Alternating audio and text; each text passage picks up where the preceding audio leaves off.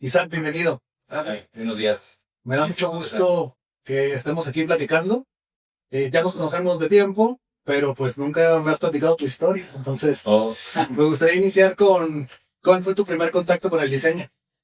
Pues las revistas y los libros a mi casa llegaban, supongo que veía la familia, siempre tenemos como una familia rica, ¿no? Y los parientes pobres y nosotros recibíamos, por ejemplo, por parte de la hermana de mi mamá, libros y a veces llegaban revistas, no sé de dónde, pero había revistas españolas y ahí, bueno, leí por primera vez el libro de la selva, un libro ilustrado, entonces me gustó mucho.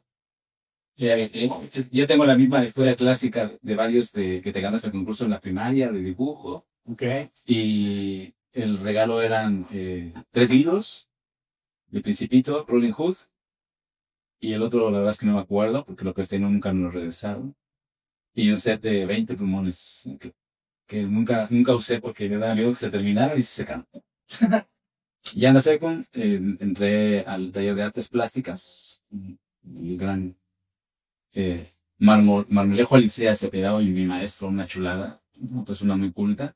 Siempre muy preocupado porque nosotros aprendiéramos muchas cosas, ¿no? Esto fue en Ciudad de México. En Ciudad de México, así nací en la Ciudad de México. Okay. Y después, ya en la secundaria, repito, me metí con esto de las artes plásticas. Mi maestro era una persona muy consciente, muy humana, y también muy interesante en que aprendiéramos. Y yo le decía, bueno, es que no puedo comprar óleos, no puedo preparar acuarelas. No, con lo que tengas, ¿no? O sea, tú el caso que hagas. Claro. Y entonces era muy abierto por ese lado y nos apoyaba bastante. Ya en la prepa me tocó un maestro muy irreverente. Tomé expresión gráfica y era muy irreverente ese profe, ¿no? Y bueno, también en la escuela descubres, en esa época en la universidad, pues era o siempre ha sido pues un lugar así como que una olla que hierve por muchas razones, ¿no? Entonces hubo huelgas, movimientos. Yo me enrolaba en la parte de, pues, apoyar a la causa, de ir a botear a los camiones, de pedir ayuda para... Ándale, ¿andabas ahí Sí, de rojillo? pues sí, porque pues te llega esta etapa de la teoría del conocimiento y de esta onda cheguevarista. Por la revolución, ¿no? Que la juventud Sí, te agarras de mandarte fuerte. y hacer la UNAM, pues te das de cuenta que, por ejemplo, los movimientos como el del 68, todo lo que tiene que ver con revuelta estudiantil o con la fuerza que pueden tener los estudiantes para poder hacer cambios y cómo la sociedad se involucra con todo ello, pues como que sí me tocó. Okay. Sin darme cuenta, la verdad es que había mucho entusiasmo por parte de los estudiantes y eso, pues a mí me jalaba bastante, ¿no? Porque digamos que tuve una infancia bonita, mucho juego, conocer de la naturaleza, no sé, era yo los que se subía al cerro y andaba ahí, cazando animales, agarrando víboras, no sé, ¿no? Todo muy loco. Ya para la prepa, te digo, estudié con este profe irreverente de expresión gráfica que me enseñó a perfeccionar el dibujo de figura humana con unas técnicas y unas cosas muy extrañas que a veces le pongo a mis alumnos, pero que te permitían esa expresión, esa expresividad, ¿no? O sea, como salirte de la caja y eso era algo muy bueno para mí, porque del centro de la Ciudad de México, toda 6 años que me fui a hacer la primaria, me fui a 1 hora de distancia, una de las delegaciones más alejadas del centro. Entonces, es otra vida. Es otra vida porque teníamos solamente radio AM. Sí, total. La televisión se veía en mi casa hasta las 5 de la tarde. Hasta las 5 de la tarde se le iba la señal. Ah, no era que te prohibiera. No. O sea, ya no había señal. Ya no había señal, o sea, Okay. porque pues era una tele muy viejita de bulbos que tenía mi abuelo, ¿no? Entonces, para yo poder ver el Chavo del Ocho, me iba a la casa de los vecinos, ¿no? Y siempre era penoso porque eran entre las 8 y las 9 de la noche y regularmente era la hora en que ellos cenan y era como complicado decir, bueno, yo nada más vengo a ver la tele, ¿no? Pero ellos como que se sentían comprometidos a dar de cenar y pues eso también era como penoso, te digo, porque bueno, vamos un día sí, un día no, y te pides algunos taquillos, ya sabes. Claro. Ya para el... ¿Y si eres muy fan del Chavo del Ocho? O sea, ¿lo recuerdas como el programa de tu infancia? Pues sí, sí, porque eran dos, yo creo que eran dos. Era el Chavo del Ocho por la parte de la comedia. Eh, no teníamos todavía nada de producción de la televisión, por ejemplo, pero me llamaba la atención la escenografía, ¿no? O sea, era como como ese fragmento de una forma de vida, ¿no? De la vecindad. Que en la casa de mi abuelo vivíamos ahí una, dos, tres, cuatro, cinco familias, ¿no? Entonces básicamente era como una vecindad. Claro. Pero entonces, bueno, ¿por qué así no es la mía? Y luego la convivencia con los niños, ¿no? O sea, lo que te cuenta Chespirito. Y el otro era Cepillín. En la barra infantil de Televisa de aquel entonces, Cepillín era el rey de la televisión. Entonces Cepillín tenía una sección de dibujo. Okay. Entonces era de mis favoritas porque él siempre utilizó la geometría para dibujar. Entonces él te podía dibujar cualquier cosa con las figuras básicas, círculo, cuadrado, el cilindro y el triángulo, ¿no? Entonces manos, pies, el cuerpo humano, carretas, caballos, todo lo dibujaba en geometría. Entonces lo hacía muy fácil, ¿no? O lo hacía muy fácil.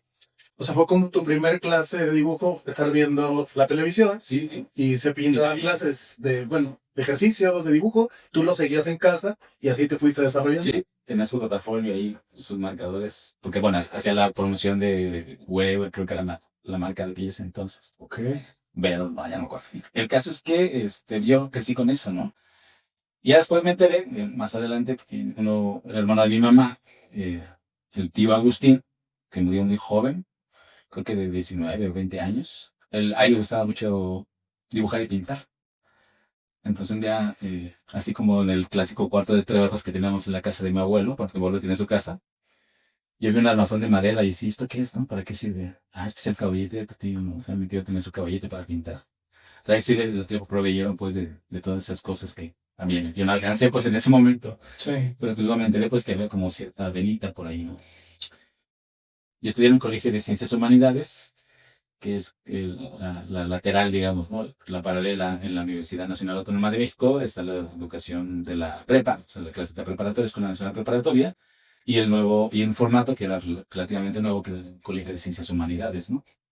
Cuya idea de enseñanza-aprendizaje hacía que tú llegaras al salón con la clase preparada, ¿no? Y el maestro solamente era un moderador. Entonces era bien interesante.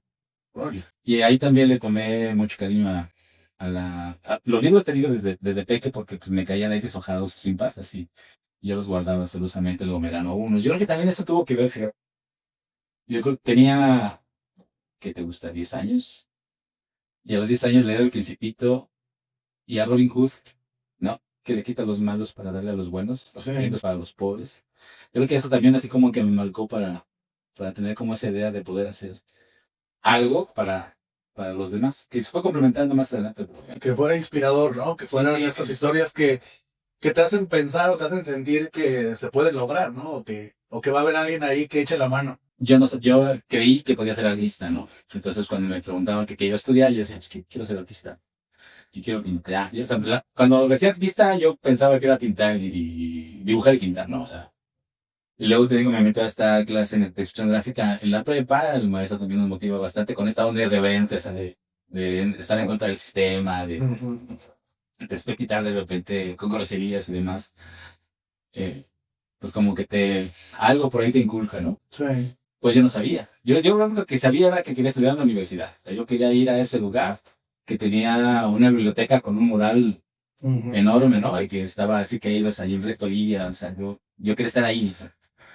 Me decepcioné bastante cuando me dijeron que la carrera que yo quería, que era artes plásticas, no estaba en Ciudad Universitaria, ¿no? Y yo dije, pues, ¿qué quiero estudiar ahí? O sea, entonces, ¿qué me ofrecen, no? Pero para estar ahí, ¿Qué tengo que estudiar más ahí? ¿Entonces tengo que estudiar Derecho? Ajá. Que pues, está ahí muy, muy a un lado de ciencias políticas y estaba la opción de arquitectura o diseño industrial, ¿no? Y yo, no, es que artes plásticas solamente en la Escuela Nacional de Artes Plásticas y está en Xochimilco. Y así como que, pues bueno. O diseño gráfico. Entonces, ¿y eso qué es, no? Pues es como un parecido, pero no es igual. O sea, yo estaba a 4 lugares porque, bueno, en aquel entonces no había computadoras como hoy en día, todo lo llenabas a manita. Sí. Entonces, la UNAM tiene pase automático de la prepa a la universidad. Entonces, solamente es que hagas tú digas, yo quiero irme para acá, pongas tus opciones. Y entonces, hasta ahí, o sea, es lo que tienes que hacer. Y yo tenía que elegir. O sea, diseño gráfico, comunicación gráfica o artes plásticas. ¿Estaba dividida? O sea, diseño gráfico y comunicación gráfica eran dos Eran cosas. cosas distintas, sí, sí. Órale. Sí, porque la orientación de la comunicación estaba hacia las redes, hacia la televisión y hacia, supongo que hacia el periodismo en aquel entonces, ¿no? O sea, ser comunicador. Ok. Pero tenía la onda gráfica. Mientras que en el diseño gráfico, pues era como que la producción de gráficos. La verdad es que estaba como que muy parecido, ¿no? Publicitaria tal vez, y la otra era a lo mejor más Ándale. caricatura o estas ondas, sí de expresión, pero con un, pues como con un discurso, ¿no? Político o económico o cosas así, no sé. Yo creo que era la confusión que generaba o sea, los cambios que ya, digo, estamos hablando de los 80s. O sea, ya había habido muchos cambios históricos en cuanto a, por ejemplo, el uso de la comunicación visual o gráfica, ¿no? Digo, el parteaguas fue en el 68 con las Olimpiadas aquí en México, ¿no? Ujú. Con todo lo que se logró, hablando de arte, arquitectura y diseño, y todo lo que hubo además de la justa deportiva, o sea, todo el trabajo que hicieron Wildman, Ramírez Vázquez y bueno, todo el equipo de trabajo. Entonces, como que había todavía esas secuelas. En los años 70, por ejemplo, se crea la línea 1 del metro. Entonces, la simbología de la línea 1 del metro también la hizo Lance Wyman. Entonces, estaba como que, creo que era un momento crucial, pues, en esta onda de saber, bueno, qué es comunicación o diseño, ¿no? Ujú. Luego también se asentaron las agencias de publicidad importantes aquí, bueno, allá en la Ciudad de México, centralizada, que también fue algo que creo que me, me inspiró, porque, pues, imagínate que te digan, oye, ¿no quieres ir a una conferencia a la UNAM de lo que haces? Pues, claro que sí, ¿no? Entonces, siempre ha sido como esta parte de interés pues sociopolítico cultural de ir a una facultad de la UNAM a dar una ponencia, una conferencia. Entonces, en mi escuela era muy fácil que fuera cualquiera, ¿no? Claro. Entonces, tenías ahí a cualquier comunicador, tenías a Isidro Ferrer, tenías a Luis Almeida, tenías a Rafael López Castro, o sea, el mundo iba ahí a dar conferencias. Sí, los maestros más importantes daban sus conferencias porque obviamente era pues, la escuela más importante, vamos a decir. Sí, sí. Digo, el diseño, pues, nace en la Ibero, ¿no? O sea, la Universidad Iberoamericana son los que hacen la primera carrera de diseño. Pero bueno, entonces, total, de que yo me he hecho ahí un volado mental de comunicación, diseño o arte. Y yo dije, es que yo quiero ser artista. Y me anoté en arte. Entonces estudié arte y creo que fue una de las mejores decisiones que pude haber tomado porque pues conocí a artistas. Y cuando digo artistas, artistas, bueno, gente como yo, o sea, jóvenes que estaban en formación, pero que realmente traían hambre de artistas, ¿no? Que hasta la fecha, hoy en día, siguen viviendo de eso que saben hacer y que potenciaron ahí en la universidad. Y entonces, pues yo me di cuenta que teniendo estos monstruos, y aquí pues le mandaría un saludo a mis amigos Yuri, Maritza, José Luis, Josafat, Javier Cortés, ah, Constantino, o sea, que son gente que, te repito, ellos viven de su arte, ¿no? Y lo hacen de manera extraordinaria. Entonces, al darme cuenta de que ellos eran artistas y que hacían realmente trabajo de artista, yo decía, ¿yo qué estoy haciendo aquí? Ujú. O sea, lo que yo hago no les llega, o sea, a los talones, ¿no? O sea, sí, o sea, para ser artista hay que ser muy bueno. Y yo consideré que no era tan bueno para eso. Y también me di cuenta que cuando me pedían una composición pictórica, podía hacer un cartel. Ok. Cuando me pedían hacer una o sea, algo así como un storytelling, ¿no? Para una serie artística, por ejemplo, pues yo casi que te contaba una onda publicitaria, ¿no? Entonces, eh, una de mis maestras, Marilena, eh, nos puso un ejercicio de técnicas, técnicas visuales, y sacarte por primera vez ahí, sin saber que iba a ser algo que pues, iba a repetir después. Pero lo que pasó ahí fue que, además leí unas publicaciones que hablaba del diseño, entonces me enamoró. Me di cuenta de que lo que repito que estaba haciendo era como más comercial, como más de comunicación y no tanto conceptual y artístico, ¿no? Y tuve maestros como Luis Nishizawa, que es un prócer del arte en México, eh, que nos enseñaba a hacer nuestros propios materiales, ¿no? Nosotros éramos de tus acuarelas, tus óleos, tus carboncillos, entonces era embarrarte de color y no es algo muy padre, ¿no? Y cuando te fuiste encontrando con esta habilidad que a lo mejor te sentías más cómodo sin querer para el tema de la comunicación, el cartel, ¿te moviste de carrera? Sí. Ok. Pues entonces porque también era mi grupo, primero sé, resulta que era el grupo en el que se iban los que no habían alcanzado cupo en comunicación gráfica y en diseño gráfico. O sea, éramos de artes, pero que para completar los grupos era, pues ahora sí que echaban allá los que por alguna razón no tenían como la opción, su primera opción, bueno, había como una penalización si tú no terminabas la prepa en tres años, ¿no? O sea, es pase automático, sí, o sea, aquí somos buena onda, tenemos pase automático, pero si te atrasas, no sé, un año, porque allá los CMT no existían en la universidad por años, si te pruebas y entonces te atrasas un año y no sabes que tu generación, entonces no, tu primera opción no va a ser la que tomes, sino va a ser la segunda o la tercera. ¿Por qué? Porque le vamos a dar prioridad a los que son regulares. Claro. Entonces, en esa justicia, mi grupo, que era el último de la fila, estaba formado, no sé cómo lo hicieron, si por los indecisos y los que no habían podido alcanzar lugar en la carrera que querían, que era comunicación o diseño. Entonces, fue una fusión bien interesante porque pues estaban los realmente artistas que pidieron lo que querían y estaban los que indecisos como yo, bueno, los que creíamos que podían ser artistas y los que realmente sabían que no querían eso, ¿no? Claro. Pero que era la opción, ya cambias después. Entonces, esa sinergia creo que fue para mí muy enriquecedora, ¿no? Conociste los dos mundos, ¿no? Los tres. Porque, por ejemplo, en comunicación se le daba mucho énfasis a la fotografía. Ok. Y a la comunicación verbal y a esta onda de la televisión. O sea, si había talleres de televisión, taller de radio, ¿no? Había una cabina, y tenemos los laboratorios de fotografía y todo esto, ¿no? Entonces, bueno, pues al hacer el cambio de diseño, pues la verdad es que ya encontré un poquito más con lo que yo empataba, ¿no? Tuvimos extraordinarios maestros dentro de la historia del arte, por ejemplo, o la historia de México, eh, que complementaron mucho primera parte de iniciación, por ejemplo, bueno, ¿quieres ver arte? Pues aquí a los museos, ¿no? O sea, cuando estás en la primaria, pues te llevan a Chapultepec o a la excursión por ahí, que vayas a correr y a jugar, ¿no? La secundaria creo que, ahora lo entiendo, es mucho más difícil que te saquen de la escuela porque pues es una cosa difícil de controlar. Sí.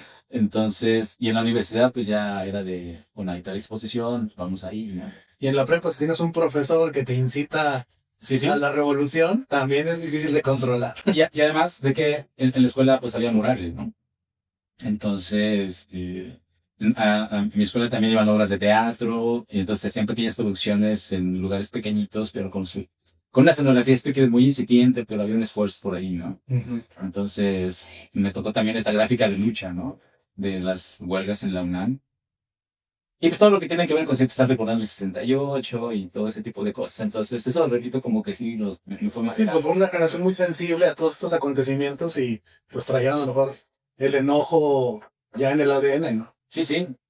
Sí, es algo y además de que te dicen siempre, ¿no? Que es esta onda de servicio, ¿no? O sea, tienes que servir a alguien, ¿no? O sea, tú estudias para ser un mejor país, ¿no? O sea, sí te incitan por ese lado. Y también tiene que ver mucho la gente con la que te juntas, ¿no? Entonces yo creo que cuando yo tuve esa capacidad, esa oportunidad de estar con gentes que querían ser artistas, que querían estudiar fotografía, cine y demás, eh, fue bastante enriquecedor, ¿no? O sea, mucho, mucho. Y luego, por ahí del último año, tenía un vecino que trabajaba en una agencia de publicidad, pero él estaba en la parte de producción, su abuelo era carpintero, entonces él se dedicaba a hacer todo, de las escenografías, ¿no? O sea, el señor ya estaba grande, pero era un maestrazo, entonces tenía a su cargo el taller, y me decía, vete a trabajar para acá. Y yo así como que, pero pues en la carpintería, ¿eso qué, no? O sea, no es lo mío. Entonces, cuando finalmente me convenció, pues descubrí otro mundo, ¿no? Ya el mundo de la publicidad de veras, de agencias de publicidad, de grandes producciones, porque ahí se llamaba, no sé, todavía existen audiencias cautivas, que sí. Y el diseño tridimensional también. Sí, que hacían industriales. Sí. Entonces, el encargado de todas las producciones era un arquitecto. Uh-huh. O sea, los gráficos ahí no pintábamos mucho, ¿no? Pero más bien pintaban todo. Ah, perfecta, perfecta. Sí, entonces a mí me ponen con un señor, el clásico maestro rotulista, que hacía magia con pinceles, ¿no? Entonces a mí me ponen con Carmelo, señor Carmelo, un señor muy tranquilo, así sereno, de siempre que te tranquilizaba, ¿no? Sí, ya sé, sí, sí. Y te enseño, ¿no sabes? Yo te enseño. Hasta que, pues, Carmelo un buen día se enferma, la clásica de que entras de emergente, ¿no? Me dicen, oye, pues es que Carmelo está enfermo, pero hay una chamba que no te la avientas. Y yo, pues ya con la enseñanza de don Carmelo, pues venga, ¿no? Y entonces él estuvo fuera como un mes y medio. Entonces para mí fue una gran oportunidad porque me enseñó dos cosas. Una, a resolver los problemas, porque pues no estaba el maestro, ¿no? Entonces lo tenías que resolver, pero con las enseñanzas previas que ya me había dejado, ¿no? O sea, mezclaba los colores a ojo, pero marcas, por ejemplo, Pepsi, Coca-Cola, Easy, IBM, ellas ya tienen casi casi que te mandan sus fotos de pintura, ¿no? O sea, porque ellos tienen un patrón muy específico, entonces, y cuando no, o sea, hay que verlo así, mira, hacían unas mezclas duras súper excelentes, entonces abrí también esa parte. Y a trabajar con los materiales, porque entonces era estructura en carpintería, pero había que forrarla de papel maché, o recorte de placas de unicel para hacer los letreros, ¿no? Porque pues, no había por ejemplo, no había impresión en lona, ¿no? Entonces todo era proyección y pincelazo, ¿no? O sea, las escenografías eran con aerógrafo. No había recorte de vinil, entonces tenías que hacer letra por letra. En una lata, por ejemplo, de 2 metros de altura de Pepsi o Coca, pues tienes que poner toda la información que viene en el producto, ¿no? Entonces, era aprenderle a hacer todo esto. Y lo más importante, bueno, algo que también era importante, saber cobrar, ¿no? Sí. Saber cobrar porque finalmente yo era un estudiante que no tenía digamos que la gran experiencia, eh, pero, pero que sea trabajo. ¿No? Entonces, sí le pregunté alguna vez a Carmelo cómo cobrar. Obviamente, pues, me enseñó a su manera y para alguien que tiene 20, 21 años y que puede cobrar, no sé, en aquel momento de la vida 30,000 pesos mensuales por sacar algunas chamas, porque como me hablaba siempre que el niño estaba atorado, pues entonces les podías cobrar lo que querías. Y, y fue esa época de esplendor eh, que, que como estudiante y aprendiz, pues pude pues, hacer un poco de dinero, que pues obviamente lo usas para la escuela, para ayudar a tu familia y demás. Y aprendí un poquito de eso. Hasta que, bueno, por ahí tuvimos una situación. Finalmente, el trabajo se acabó, cometí errores. Claro. Finalmente era muy joven. Parte de la formación, ¿no? O sea, empiezas a trabajar en últimos semestres, últimos años de la carrera, y pues obviamente esa es la parte que luego nadie dice, ¿no? Que pues eches a perder, porque tiene que pasar, el error es a su vuela, ¿no?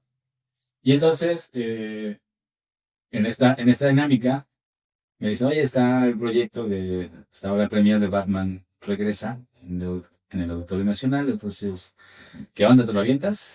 Y yo, pues claro. Y luego, oye, tenemos un proyecto de Digna, ¿no? Son los pendones. No había rotulación lona ni nada impreso, entonces todo era a mano. Ellos lo que eran de serigrafía, y yo le hablo a unos amigos que ya me llevaban un par de años en la carrera y clásico que no, pues ya tenemos agencia, ¿no? Pues, o nuestro despacho, ¿no? Uh-huh. Los contraté, yo no sabía que no sabían tanto como yo creí. En esos momentos mi serígrafo estrella José Luis, mi gran querido Pachas, que lo acabo de ver, chulado amigo. Estaba pasando por una etapa muy difícil porque se había muerto su hermano menor. Entonces, oye, no está que venga a hacer esta chamba. No, es que vamos a ir al güey. Vamos a los honores de este rey, no lo pude tener a él. Entonces, pues bueno, la cosa se complicó. Eh, Oye, tenemos también un lanzamiento de IBM. ¿Te lo avientas? Yo sí. O sea que básicamente esos primeros proyectos eran de freelance. Sí, sí.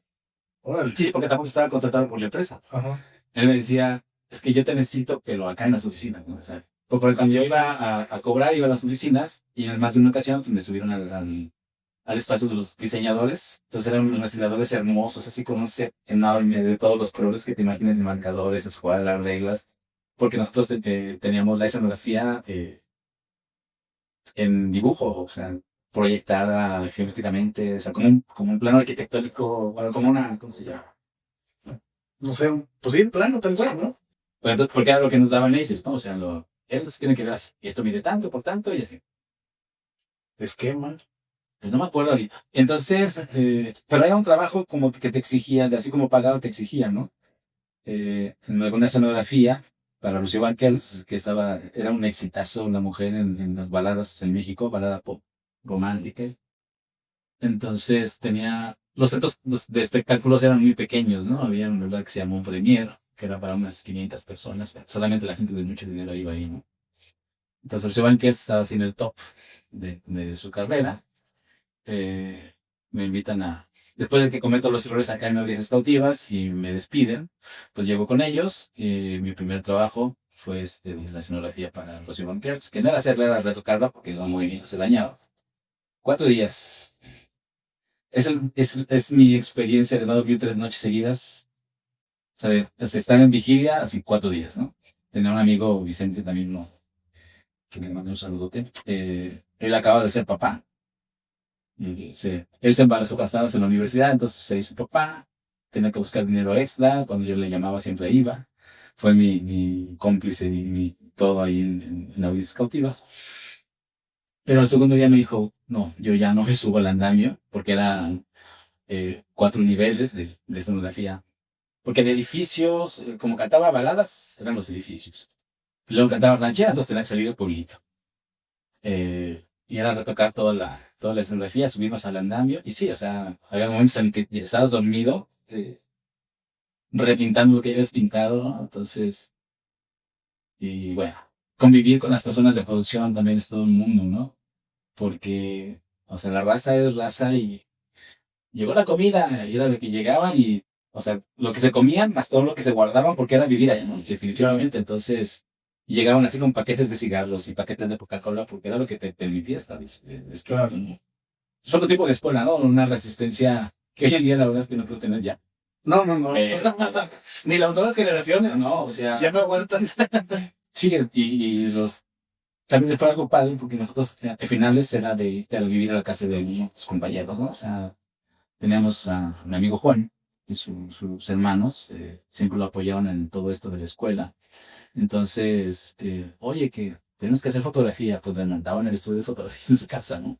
Oye, hay que hacer serigrafía, pues montaban el DSF de su casa, ¿no? Que la verdad es que tuvieron todo ese apoyo y nosotros en consecuencia aprovechamos de eso, ¿no? O sea, la verdad es que si yo ahora eh, puedo decir que terminé la carrera fue gracias a que todos ellos me apoyaron, ¿no? Y de alguna forma lo siguen haciendo. O sea, ellos como compañeros, porque fueron excelentes, compartieron todo, la comida, la bebida. Por ellos comencé a tomar cerveza y no tomaba cerveza. Si hubieran compartido agua, hubieras tomado agua, pero te compartieron cerveza. Sí, bueno, estaba en un momento de hambre y sed, todo puede suceder.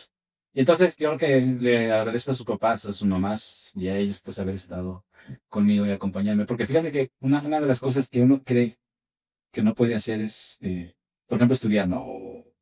Porque tú dices que no tengo los medios, no tengo las capacidades, o sea, hay cosas que yo no voy a poder comprar, ¿no? Pero en el camino te encuentras cómplices, ¿no? Te encuentras gente que está buscando lo mismo que tú. Y entonces emprendimos, quisimos hacer negocios, quisimos hacer el clásico proyecto de talleres de serigrafía. Todos. En ese momento detonó el video, ¿no? Por las videocámaras que ya eran accesibles. Entonces, pues fuimos a filmar quinceañeras, bodas, bautizos, compramos cámaras. Justo me iba a preguntar cuál fue el paso para llegar al tema más tecnológico, pero entonces fue el video, el siguiente paso.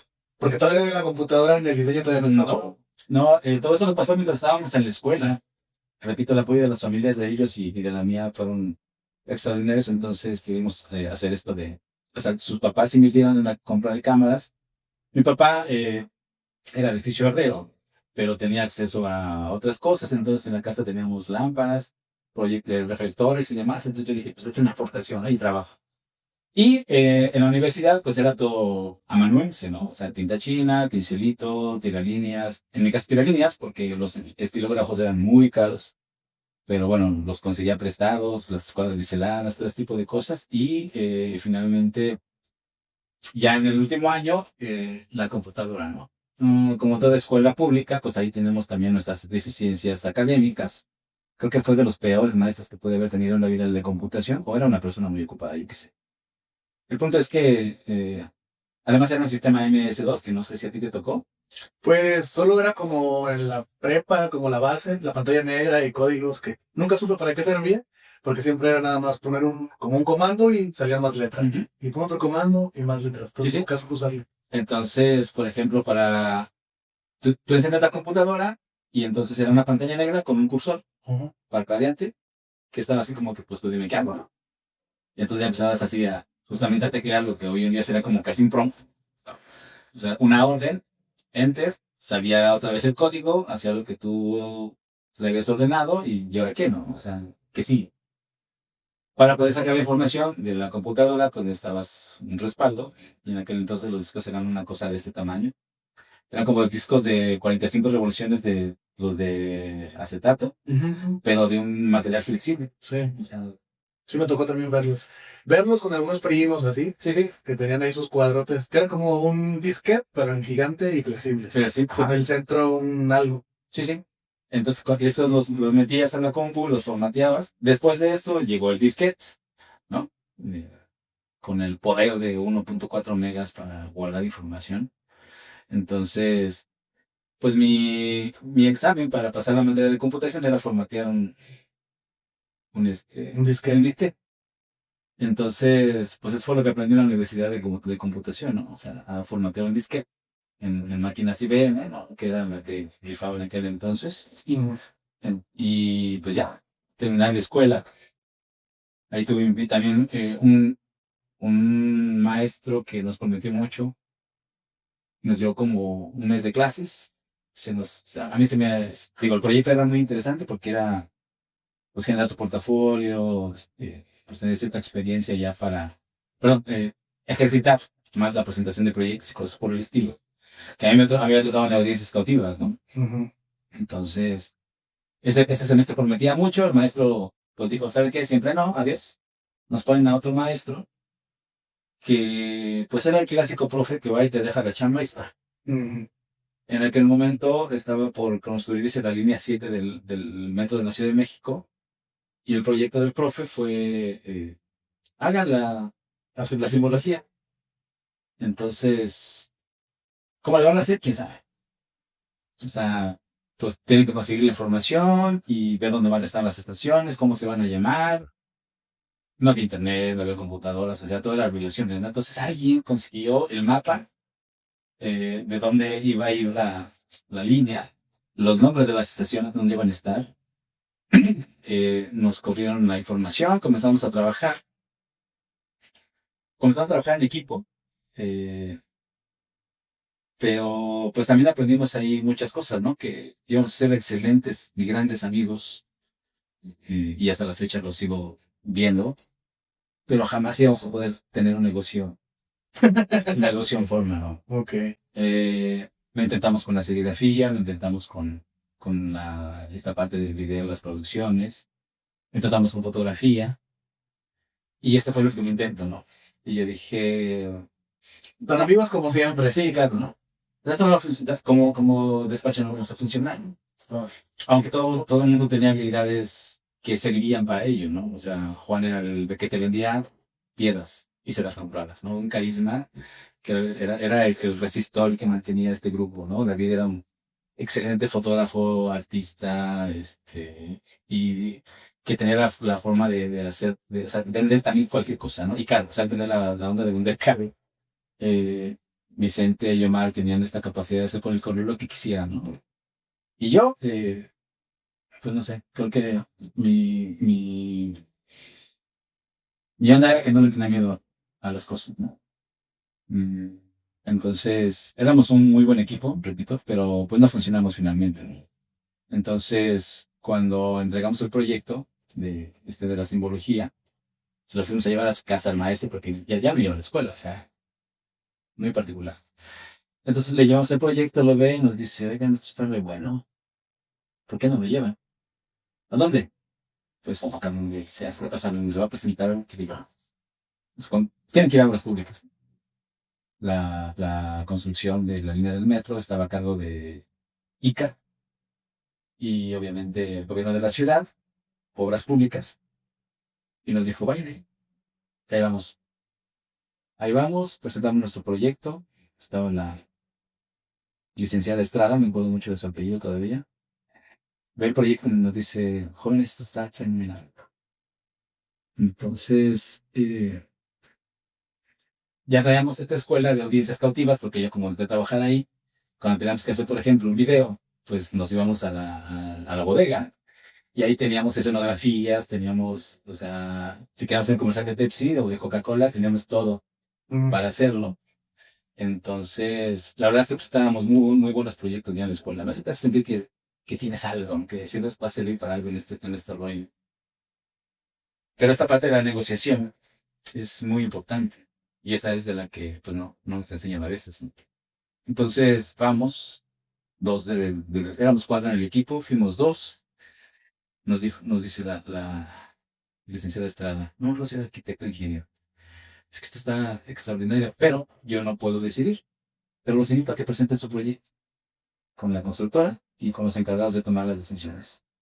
Entonces nos vemos aquí tal día, tal hora. Y yo pregunté al equipo, ¿no? ¿Qué onda? Estos chavos, aquí está el pagando, esta es la oportunidad que estábamos esperando.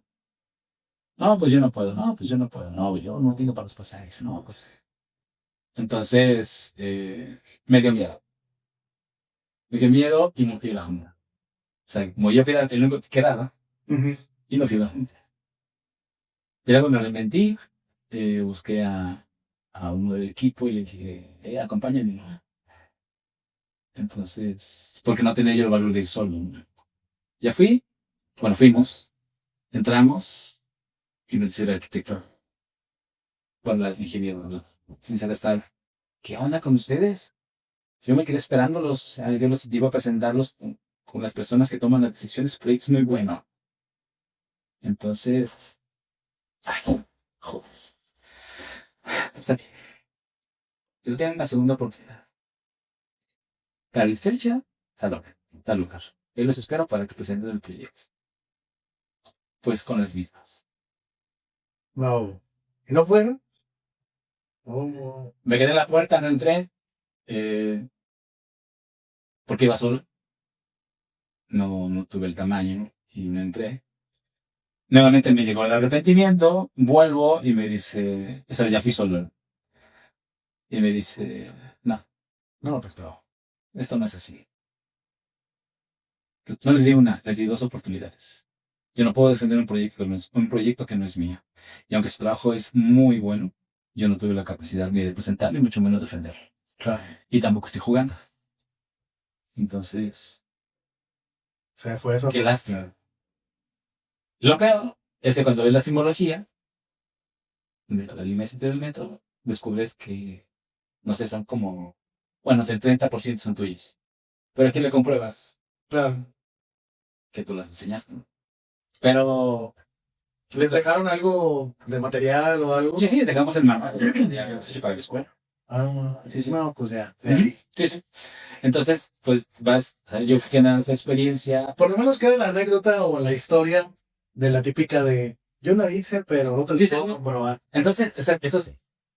Sí, como dices, no sé si es un cliché o son historias que se repiten o qué onda, ¿no? Pero, o sea, lo que pasó con las 10 cautivas, por ejemplo, en este otro proyecto que te digo de la escenografía de Rocío Márquez, ahí nos timaron, nos sentí que era evidente. Pues con 4 días sin dormir, trabajando, seguro me sacaron. No, fue un robo así en despoblado. Al encargado del equipo, pues, ese día le tuvieron que, llegó la ambulancia por él, porque el hombre no decía nada, pero él tenía un problema de circulación. Entonces, la rodilla, de luego, estaba de este tamaño. Se llevó la ambulancia por darle el pantalón porque el hombre ya no aguantaba. Estaba en un grito, pero por cumplir, ¿no? Claro, por entregar. Sí, sí, claro. ¿Y en qué momento tu carrera fue creciendo hasta que te llamó la atención la docencia? Toda esta experiencia me lleva a decir, bueno, tengo que cerrar ciclos, ¿no? O sea, decidí que con mis amigos, repito, el negocio no iba a ser lo que nos iba a mover, sino la amistad. Ah, yo tengo la ocurrencia de quererme casar. Entonces, comienzas a buscar, pues, trabajo, ¿no? O sea, Hasta terminé la escuela. No terminé la tesis, entonces me salgo de la escuela. O sea, termino las materias, cumplo los créditos, pero no mi título, ¿no? Sí. Entonces, termino la carrera, hice mi servicio social en el Instituto Nacional de Nutrición, allá en la Ciudad de México. Y entonces, lo primero que me preguntaron cuando llegué fue, ¿sabes usar la computadora? No. Ah, bueno, pues entonces ahí están los respiradores. Entonces me proveen de estilógrafos, de colores y todo esto para trabajar, porque no sé utilizar la computadora. Y ahí ya había equipo Mac. Ok. Entonces, había Classic, había LC y una Performa, que esa la trabajaba Espino, es el nombre, Espino Madrigal. Él era el jefe de diseño, que cuando me dijo, cuando le respondí que no sé usar la compu, entonces me dijo, pues ahí están los respiradores, ¿no? ¿Y yo qué voy a hacer? Ah, pues tienes que ilustrar. Entonces, comencé a ilustrar al ser un instituto de investigación, ahí se trabajaba con todo tipo de enfermedades. Se investigaba sobre las enfermedades que derivan de la nutrición, diabetes, y un montón. ¿Y esa es ilustración anatómica, Sí, bacterias, todo este rollo? y mucho material para la gente. Ah, ok. Entonces, para los pacientes, ¿no? Como cuida tu alimentación, que es el plato del buen comer, Ajá. tienes que hacer dibujitos de personas sanas, de personas enfermas, delgaditas, gorditas. Entonces, eso fue también una gran escuela, ¿no? Claro. Y hacer las primeras formaciones, porque en aquel momento de la vida todo era galera también, ¿no? Bueno, previo a eso era galera, ya con la Mac, ya el DTP nos permitió trabajar todo para que se le haya impreso, ¿no? No, ya lo de para tipografía ya se había quedado en la universidad, ¿no? Sí. Entonces, me gusta tanto lo que estamos haciendo ahí, que mi servicio social, que duraba 6 meses, yo lo prolongué por un año, ¿no? Ok. O sea, me volví a inscribir. Cumplí con el servicio y dije, oiga, ¿lo puedo volver a hacer? Así como que, de veras, sí, pues que eso nunca nadie lo ha hecho, ¿no? Pues yo sí quiero. ¿Y por qué no pedir como la posición? Porque no había. No había. Ah, ok. O sea, No hay presupuesto, no hay cosas que ya hacer. me acordé. Raúl Espino era muy bueno, buenísimo. De hecho, él estuvo aquí en Guadalajara trabajando en agencias. Creo que estuvo no me acuerdo si en Vértice y también en Capé. Raúl estaba muy chavo, pero sabía mucho, o sea, era muy bueno, ¿no? Entonces, quitarle la chamba a Raúl no era una opción. No había tampoco, era un lugar que tenía trabajo muy definido, había personas que ya lo estaban haciendo. Ujú. Entonces, no había plazas no había. Solo querías seguir formando parte del equipo. Sí, entonces, pero cuando yo veía lo que hacía Raúl, yo decía, bueno, yo quiero hacer eso. Yo quiero manejar la compu. Entonces, cuando Raúl se iba a comer, yo agarraba su compu. Él regresaba y me veía sentado en su lugar y así como que, o sea, o sea, me dejaba. Y ya veía que, ya ves que la Mac, cuac, Sí. cuac. Y me dice, ¿qué quieres hacer? No, mira, es que quiero que la tipografía haga esto. Ah, mira, hazle eso. Ya me daba 2, 3 truquitos, me dice, pero ya vete. Tengo que seguir trabajando. Entonces descubrí que esos ratitos en los que él se iba a comer y que yo me podía meter a su compu, además de echar a perder muchos archivos y tirarlos a la basura sin saber, bueno, no saber qué hice. Pues era mi momento de aprender, ¿no? Y Raúl se dio cuenta de que yo quería aprender. Sin decirnos nada, o sea, repito, llegaba, me veía su compo, me dice, ¿qué quieres hacer esto? Hazles, me daban unos 15 minutos y vamos. Y entonces lo que yo hice fue quedarme más tiempo. La gente se iba y yo me las ingeniaba para quedarme a trabajar en la compu. Hasta que alguien se dio cuenta y me dijeron, es que no te puedes quedar, tú tienes que irte con todos. Y no sé qué. Una persona que también trabajaba ahí muy seria me dijo, ya no te dejaban entrar, ¿verdad? ¿No? Me dice, pero pues yo creo que te interesa mucho esto. Y yo, pues sí, pero pues ya no hay chance. No importa, déjalos que se vayan. O sea, cuando te digan que te vayas, vete con todos. Y cuando todo se vaya, deja pasar unos 15 minutos, me buscas. Y ya te vas a vaya.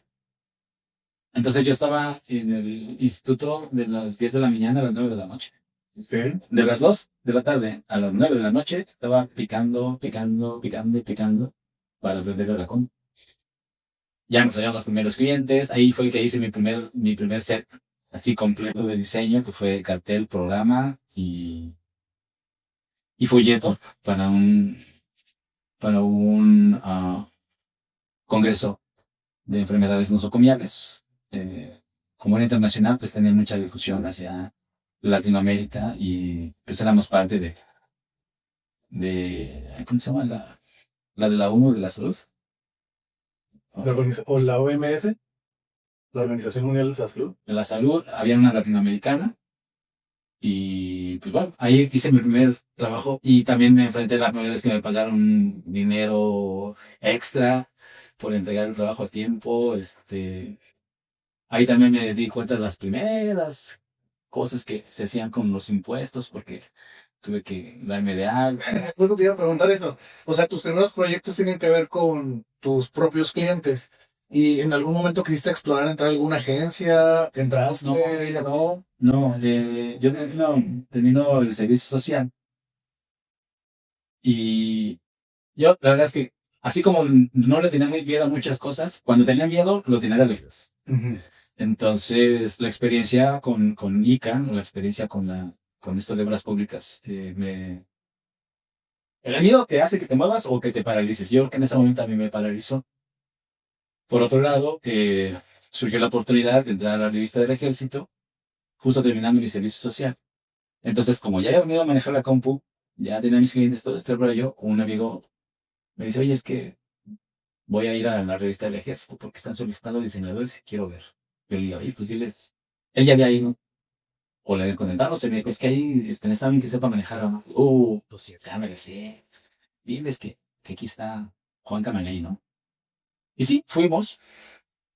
Yo con mi reverencia, le exijo al mayor Durán, que era el jefe de la revista, le digo, pero yo no quiero, bueno, me ofreció el puesto con el menor rango, ¿no? Y alguien me dijo, no, si te ofrecen el rango menor, no lo aceptes porque vas a ser el gato de todos.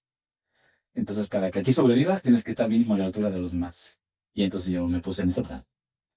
Dije, yo no entraré aquí si no me dan mínimo el rango que tienen ellos. No, pero es que ellos tienen años aquí trabajando. Sí, pero yo tengo la universidad. Yo soy egresado de la UNAM, soy pasante y entonces le voy a enseñar lo que puedo hacer. Soy mejor que todos esos juntos. ¿Y quién sabe manejar la compu? No, pues nomás uno. A ver, pues yo luego sé fiesta, ¿no? Esas computadoras. Y entonces, pues le caí mal. Y no me dieron el trabajo. Entonces se hace un periodo de silencio, yo regreso a buscar a mi amigo con el que había ido para allá y me dice, lo que pasa es que les caíste gordo por ello, entonces no te van a dar la chamba. ¿Y tú qué? No, yo sí. ¿Si vas a entrar? No, ya no. Ya no, porque si esto, ahorita se ponen así, que todavía no entramos, sí, yo ya no me interesa. Y le dije, pues a mí sí. ¿De verdad? Sí. Ah, pues vamos bien. Finalmente entré. Y pues sí, la verdad es que durante el tiempo que estuve ahí, pues demostré pues, que sabía hacer las cosas. Claro que aprendí también bastante de gente que había ahí, ¿no? Uno el mejor guía, mentor y demás de los que pude haber tenido en la vida fue el Capitán Barrera, que era de esas personas que te sabe guiar con humor, pero con disciplina. Digo, el ejército te exige disciplina. Entonces, yo creo que mi mayor problema en ese momento fue, pues eso, ¿no? Que no me hacía las cosas, pero siempre tenía como una opinión y otra opción. Y a veces a la gente no le gusta, ¿no? Entonces, yo no fui muy querido de repente porque más allá del grado que pueda sustentar, a mí me gustaba la parte humana, ¿no? Pero finalmente es un medio en donde los niveles están marcados, eso es algo que no puedes evitar. Sí, la jerarquía en el ejército es clave. Y entonces ahí aprendí que que puedes tener el rango más alto y ser el más perfecto idiota, no saber dirigir, no saber ordenar, no saber guiar, ¿no? Y me encontré gente que me enseñó cómo se hace eso, ¿no? O sea, el Capitán Barrera te repito, fue guía, fue mentor, nos, con humor, con carisma, pero se hacía lo que él decía. Uh-huh. O sea, y aquí no hay vuelta de hoja. Es una orden, punto.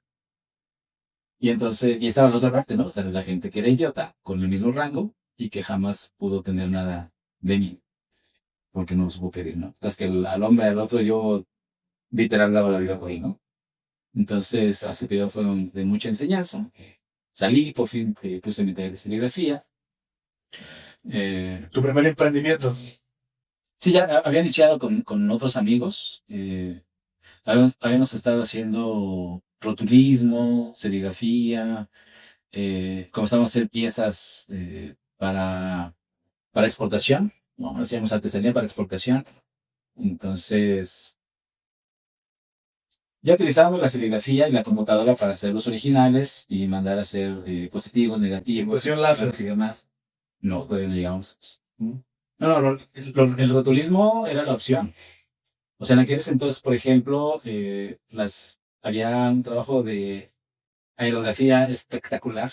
O sea, los cines, o sea, lo que tú ves ahora, bueno, incluso los espectaculares, los que tú veías de películas de cine, se hacían a mano o en aerografía, ¿no? Y o sea, era de gente que tenía un control absoluto, total y bárbaro de la técnica, ¿no? Lo más que me tocó a mí monumental hacer fue estas botellas por ejemplo, para las activaciones de tequila, latas de cerveza, todo lo hacíamos a mano. Uh-huh. Y pintar globos aerostáticos. Órale. Entonces era súbete a la azotea. Para ver cómo se ve el asunto y luego ya baja a pintarlo. Abajo hay alguien y así, acá. No, o sea, en aquellos partidos, por ejemplo, teníamos espacios enormes, o sea, bodegas completas y teníamos proyectores. Entonces, si eran marcas, logotipos, gráficos, lo que fuera, se proyectaba sobre el material y directo, ¿no? Acá no, o sea, en vivo, ¿no? Arréglatelas porque además la forma del logo con gajos también te exige tener otro tipo de manejo y control, ¿no? Y el material, ¿no? Porque se me echa a perder un logo de los típicos que sí. Entonces, pues ahí aprendí otras cosas. La ilustración, por ejemplo, con acrílico, con acuarela. ¿Y ya los carteles ya no siguieron? ¿O? Ahí comenzamos a hacer, ahí hicimos otros porque, pues en el ejército, al ser esta parte que tiene a su cargo todo lo que tiene que ver con las festividades nacionalistas. Entonces sean carteles para el Día del Ejército, para el Día de la Enfermera, para los planteles militares, era cartel, invitación y invitación ilustrada impresa para el informe del presidente, que es el comandante supremo de las Fuerzas Armadas, ¿no? Entonces tenemos que hacer invitaciones para esto, para el Día de la Fuerza Aérea, para el Día del Ejército, para el Día de la Enfermera, repito, para las inscripciones para los planteles militares, para el desayuno que se le ofrece al presidente por cada que da su informe, Uh-huh. pues cada que va a visitar, para el 5 de mayo, que es la toma de protesta de los conscriptos del Servicio Militar Nacional. O sea, y además la revista, ¿no? Que era el órgano oficial para comunicación. Y me tocaron los conflictos también de cuando ataca el gobierno, el Ejército Zapatista de Liberación Nacional, toda esta revuelta que hubo fuerte en Chiapas. Entonces, al ser nosotros el órgano oficial de comunicación al exterior,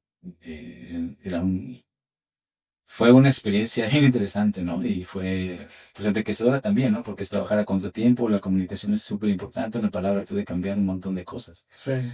Y en el ojo de muchas personas también, ¿no? Del huracán, porque porque finalmente pues eres el vocero de la nación. Uh-huh. Ok. ¿Y en qué momento llegas a la ciudad de Guadalajara? Pues ya por ahí, yo, repito, me había casado. Estar en el ejército te quita mucha parte de tu vida. Entonces ahí yo creo que fue que mi parte sentimental pues tuvo una fractura. Entonces cuando decido divorciarme, me ofrecen venirme para acá a la universidad. Entonces dije, sí, era el momento de reinventarme, ¿no? Ok. De dejar todo lo que había sido para comenzar a hacer quién sabe qué, otra cosa, ¿no?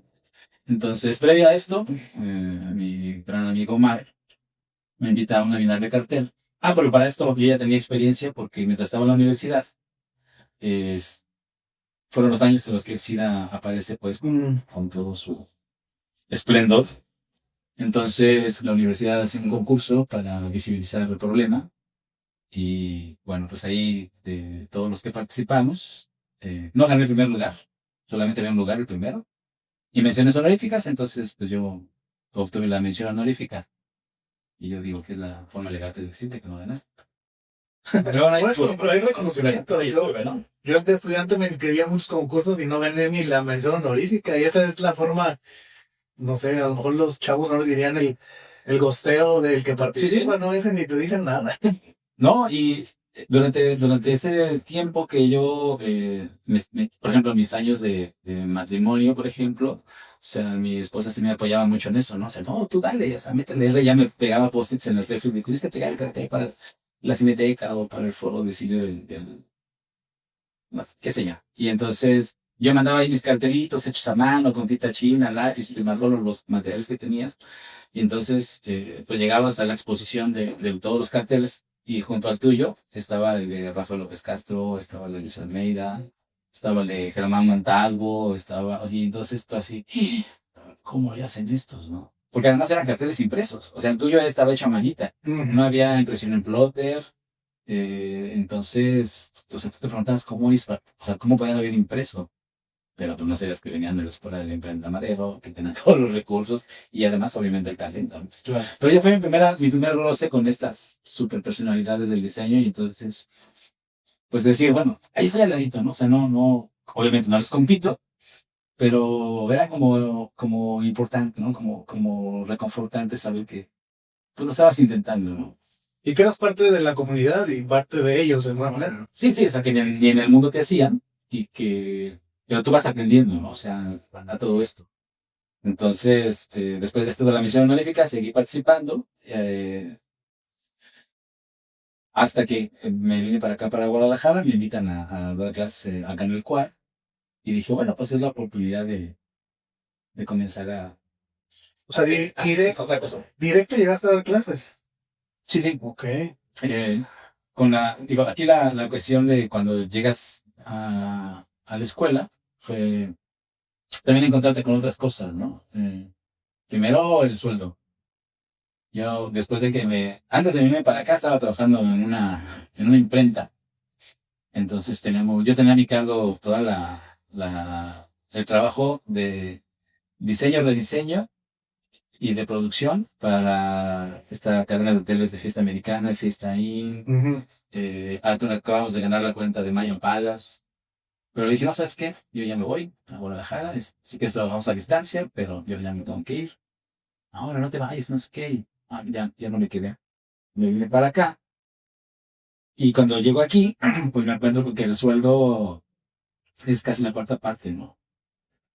Y yo así, pero es que con esto no me alcanza, ¿no? Bueno, pero la vida en Guadalajara es más económica. Pues sí, pero en aquellos entonces, 2000, se hablan del año 2000. Yo pagaba de renta 1,900 pesos, porque rentaba con una amiga, un depa muy pequeñito, ¿no? Yo pagaba de renta al mes 900 pesos. Yo ganaba la quincena 825. Porque además la universidad en aquellos entonces no te pagaba inmediatamente. Tardaba un semestre en pagar. ¿Qué? Entonces yo llegué sin pasar. Todo el primer semestre en la universidad no me pagó. Tuve que conseguir trabajo en otra escuela para ello, ¿no? Entonces conocí en aquel momento una escuela que se llamaba Lipro, eh, de la que también pues salimos un tanto enemistado, digamos, ¿no? ¿Qué sucedió? ¿Por qué? Pues porque, nuevamente, o sea, yo tenía una idea de las cosas. Y aquí es donde viene la historia. O sea, donde toda la historia tiene un sentido. Si en mi escuela había la oportunidad de traer a todas las personas que se pudiera para dar una conferencia a los chavos, eh, comienza a extrañar ese tipo de cosas y dices, bueno, si lo puedo hacer aquí. Y aquí, por ejemplo, un detonador muy grande fue otro amigo, Iván Jiménez, a quien le mandamos un gran saludo, eh, que si eres el típico chilango que llega con la idea de que esto es un pueblo, estás jodido. Estás jodido porque uno, no estás entendiendo las cosas y dos, pues aplicas, o sea, uno entiende por qué la gente te dice, uy, no te gusta DT. ¿Qué haces aquí, no? Claro. Entonces, eso lo entendí muy rápido porque me ayudaron mucho. Y entonces, en un día de desahogo, yo le comento a Iván, es que aquí no hay esto, aquí no hay aquello, aquí no hay lo demás. Y me dice, pues qué bueno, ¿no? Y como que qué bueno. ¿Qué tiene de bueno? Si no hay, compadre, ¿en qué momento empiezas a hacerlo? Oh.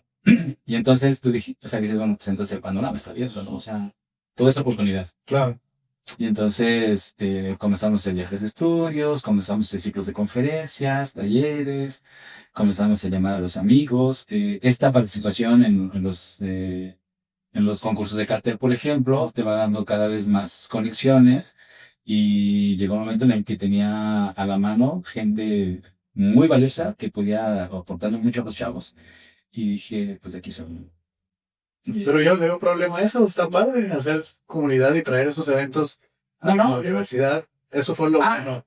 Eso fue lo bueno, pero en la escuela no me dejaban hacerlo. Ah, Aquí no me dejaban hacerlo. Me ok. decían, pues tráelo para tu grupo.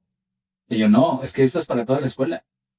O sea, sí, esto se puede hacer para la escuela, no es ¿Por qué voy a traer a alguien para que le hable a 20 chavos y le puede hablar a 120? Ujú. La onda era que esa notoriedad que te daba el hacer las cosas hacía ver que los otros no lo hacían. Claro. ¿Sí? Y entonces, pues eso me causó pues problemas, ¿sí? Porque pues siempre fui como el contestatario, como el rebelde, como el que hacía las cosas aunque no le dieran permiso, ¿no? Ah, una vez llegué al salón y no estaban los chavos. Y pregunté por qué no estaban. Es que están ahí abajo. Había una reja que les cerraban si no pagaban. Es que están ahí abajo. Como no pagaron, entonces pues no pueden entrar. Y yo me fui con los prefectos, a un rotafolio, unos marcadores. Me fui al lobby, bueno, al recibidor. Me pasó la reja con mi rotafolio. Siéntense en el suelo, ahí va la clase. Lo dije porque, o sea, yo vengo a dar clases, ¿no? O sea, vengo a enseñar lo que sé, a compartir, a compartir. Y entonces me fui a darle clase al patio, ¿no? Y bajo el director, dueño del negocio, por supuesto, maestro, ¿en qué momento yo te he dejado de pagar? Y decir, sin hacer cuentas, 10 veces. ¿Por qué haces esto? ¿Por qué te prestas a los juegos de ellos? Me dije, no. O sea, ellos me dijeron que querían tomar mi clase. Si les han pagado o no les han pagado, mi labor es otra, mi función es otra. Y ya después de que les dijo a ellos, no, está bien conmigo, yo soy muy abierto, necesitan más tiempo para pagar, yo se lo doy, pero no me hagan esto, que no sé qué. Y ya, les dijo, pásense, ¿no? Los dejó pasar ahora sí.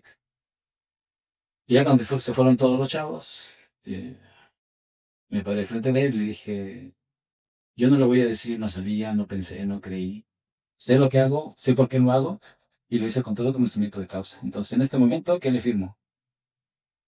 O sea, si considera que me salté las trancas, que bueno, sí me las salté, que me ve que es autoridad de todo ese rollo, yo acepto la responsabilidad, y si me quiere correr, en este momento le firmo lo que quiera.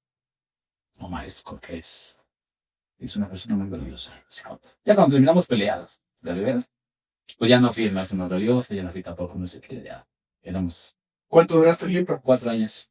Ah, sí, fue bastante. Sí, sí, porque además, Guadalajara es un lugar de gente bonita.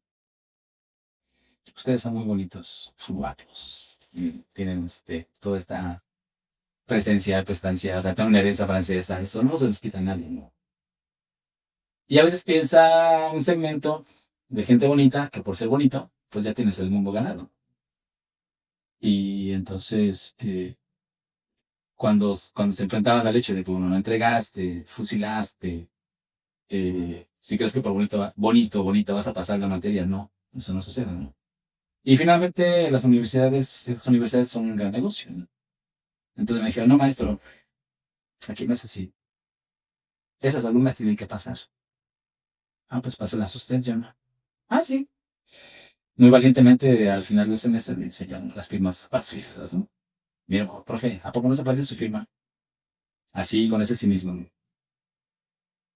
Finalmente, pues esa historia, me fui de ahí, estuve un rato, Pero todo esto a la par con el quad, ¿no? Sí. sí, está siempre desde que llegué ahí estuvo, sí. Solo que en los primeros 6 meses que no iban a pagar, pues había que Sí, a ver, conseguí trabajo en otra parte. Y ahí ya te mantuviste. Sí, fueron 4 años, la verdad es que hicimos muchas cosas, tengo que agradecer, creo que Hernán Cortés fue, o ha sido uno de los mejores jefes que he tenido también. Mi agradecimiento y reconocimiento porque siempre supo hacer un gran manejo del personal. Hacíamos y producíamos un montón de eventos y cosas porque lo permitía y porque él nos defendía ante la autoridad, pues en este caso los dueños de las escuelas, ¿no? Hernán Cortés era un profesor de caricatura. Pues no sé, seguramente tiene mil cosas. Este, y cuando me contrató, pues la verdad es que siempre me apoyó. Y cuando cambia la administración, bueno, pues lo quitan a él de la dirección y ponen a otras personas, comienza esta parte difícil, ¿no? Ya no hubo ese respaldo o ese apoyo. No, o sea, ya era así como muy notorio también el hecho de molestar, ¿no? Entonces dije, bueno, pues tan simple, córreme, ¿no? O sea, porque pues también las partes laborales y legales tienen muchos huecos en el mundo laboral, ¿no? Entonces, son muy ventajosos. Entonces dije, bueno, pues, tomamos cada quien lo que nos toca. No nos vamos a pelear, no quiere demanda, pues practiquemos, ¿no? Y así fue como terminé. Hay gente muy valiosa que egresó de esta escuela, que hoy en día tienen sus despachos, han trabajado en agencias y que son excelentes creativos, ¿no?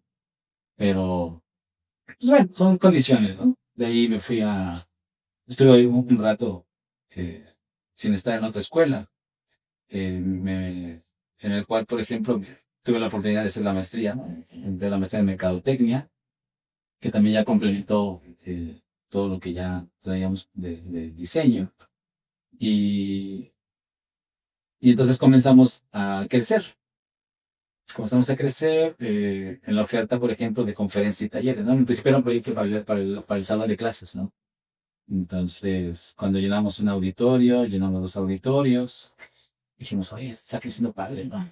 Y para la tercera emisión, ya no me prestaron en el auditorio, sino una sala pequeñita, y dije, no, yo quiero crecer, o sea, no que me reduzcan esto, ¿no? Y cuando me lo redujeron, me invitaron a la Universidad de Artes Digitales, me dijeron, pues tráete el proyecto para acá. ¿Qué necesitas? Auditorio, este es para 400. ¿Qué necesitas? ¿Equipo? ¿Qué salones? Y tenemos equipo más de última generación. ¿Qué más quieres? Y yo, wow. Entonces, ahí lo hicimos 2 años. Primero se llamó Viene Viena, diseñadores en la URPE. El proyecto fue del grupo de Salomé. Ellos le pusieron el nombre, ellos hicieron todo. La materia de la gestión del diseño, entonces era ¿qué haces con el diseño para que gestionar a través del diseño? Y entonces se hizo todo. Era el proyecto final de esa materia y hacían un ciclo de conferencias. Sí, hacían la comunicación, hacían la publicidad, imprimían, coordinaban, atendían y tenía que ser financiado por autofinanciable, digamos, ¿no? Entonces, estuvimos ahí dentro, lo hicimos 3 años ahí en la escuela. Cuando lo sacamos, ya tuvimos la oportunidad de decir, bueno, además de que sea autofinanciable, pues que salga para al final irnos a comer todos pues por lo menos un buffet, ¿no? Y si no, pues nos toca pagar, ¿no? Entonces, así como nos tocó en su momento disfrutar las mieles, pues también en alguna ocasión tuvimos por ahí algunas situaciones de que no se completó el dinero, pero tenía que salir, ¿no? Claro. Y luego... Que también eso ayuda mucho a los chavos en formación, porque saben que si no completan la meta, pues hay un compromiso con el proyecto, ¿no? De que salga adelante. Y la verdad es que todos lo entendieron muy bien, ¿no? O sea, al final así como, no, pues ni modo, ¿no? Tenemos que apechugarle. Y fuimos creciendo en el proyecto. Ya después entramos a UTEG. Uh-huh. Y ahí ya estaba otra vez Hernán Cortés como director. Y entonces ya nos conocíamos. Y nos dio una gran oportunidad de crecer nuevamente ahí dentro con el proyecto. Eh, y también ahí hicimos otro proyecto que se llamaba Afición Gráfica. Afición Gráfica, llevar diseño. E implementamos algo que en ese momento, ¿cómo le llamamos? Bueno, puntos de formación integral, algo por el estilo. Entonces le dijimos, los chavos deben tener puntos extracurriculares. Entonces nosotros hicimos que en la carrera de diseño gráfico, además de todas las calificaciones que el alumno debía sumar en el semestre, debía tener 10 puntos de formación extracurricular. Entonces tienes que ir a conferencias, a talleres, a museos, exposiciones, o sea, lo que sea que complemente tu conocimiento, pero son obligatorios. Entonces a la escuela le llamó la atención, nos copiaron el formato e implementaron en todas las carreras esto de la formación extracurricular, con una gran visión de negocios, porque después sí se hicieron sus propias actividades. Ya, ok. Entonces, dices, bueno, pues si la arrojamos por ese lado está bien. Sí, que ese esquema en Estados Unidos está lo tiene como más claro, ¿no? Para poder acceder a una universidad necesitas actividades extracurriculares para que seas un perfil, pues como más redondo dentro de la profesión y que puedas acceder a otras cosas. Claro. Y no es de si quieres, ¿no? O sea, de hecho, mientras más tengas, mejor, ¿no? O sea, te posiciona. Sí. Entonces, pues ahí, repito que hicimos el evento, lo sacamos a convocatorias, pues de muchos tipos. No sé, decorábamos sombreros, intercambiamos revistas, hacemos exposiciones y todo esto, ¿no? Y como esta iniciativa de traer a los chicos, estas conferencias, tus contactos de Ciudad de México, ¿fue lo que te llevó a quererte involucrar con el Colegio del Diseño? Esa fue una consecuencia. Una de las cosas que hacer equipo y sinergia fue algo fundamental, ha sido algo fundamental para poder lograr lo que nosotros hemos hecho. Digo nosotros porque no soy yo solo, porque cualquier cosa que se nos haya ocurrido y que llevamos a cabo fue gracias a que un gran equipo estuvo detrás de nosotros, ¿no? Estudiantes, docentes, autoridades, o sea, tuvimos gente que nos apoyó, gente que no nos apoyó, pero pues es algo natural, ¿no? O sea, Siempre se habla que el diseño gráfico no tiene como un colegio tan importante. Puede haber colegio de arquitectos o sí, lo que sea, ¿no? ya. En ese sentido, ¿cuál es tu experiencia con este colegio? Pues cuando yo llegué aquí se estaba formando uno. Yo tenía como 15 días y comenzaban a hacer las reuniones para ello. O sea, la verdad es que no sé, nunca se lo conté a nadie. eh, Se reunieron, me invitaron aquí en un hotel que está por acá, por Plaza Patria. Eh, y hablaron acerca de la creación de un colegio de diseñadores, cuál iba a ser nuestra participación, qué es lo que se necesitaba. O sea, yo tenía 15 días de haber llegado aquí. Y para mí eso fue, no tienes idea. O sea, yo me emocioné al grado de que me fui a los baños y grité de alegría. Salté, me vi al espejo y dije, no manches, caí en el lugar en el que yo siempre soñé. Se me hizo algo que tenía mucho potencial y que algo, no sé, o sea, yo me sentía que, repito, había caído en el lugar, ¿no?